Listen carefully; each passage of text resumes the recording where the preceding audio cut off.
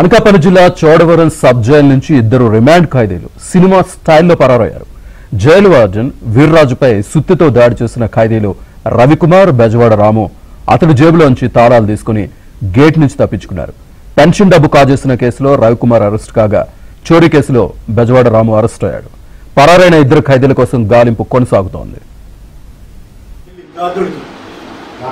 మనోడు బాగానే రిటాలియేషన్ ఇచ్చాడు. సపరేట్గా రూమ్ వచ్చేసాను సార్.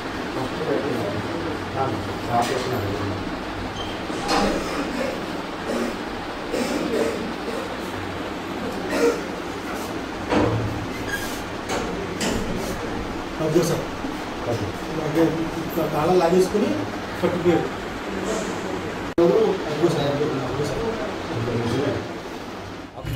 ఈరోజు ఈ సబ్ జైల్ చోడవరంలో ఒకటి జైల్ బ్రేకింగ్ ఇన్సిడెంట్ జరిగింది.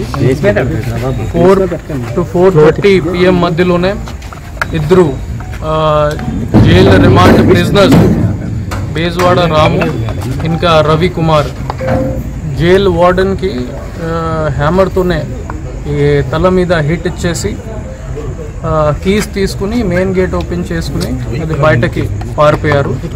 ఈ సంఘటన మనకి తెలిసిన తర్వాత all senior officers, lose team at the same time మన అన్ని ఆఫీసర్స్కి అలర్ట్ చేయడం జరిగింది. ప్రెజెంట్లీ వాళ్ళకు సంబంధించి అన్ని ఇన్ఫర్మేషన్ మనం తీసుకుంటున్నాము. ఇందులో ఒక ముద్దాయి అనంతగిరి పోలీస్ స్టేషన్లోనే 4th monthలోనే అరెస్ట్ అయ్యారు.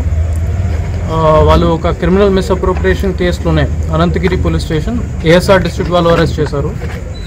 అప్పుడు నుంచి సబ్ జైల్లోనే రిమాండ్లోనే ఉన్నారు. సెకండ్ అక్యూజ్డ్ బేజవాడ రాము, అతని మీద ఒకటి మల్టిపుల్ హౌస్ బ్రేకింగ్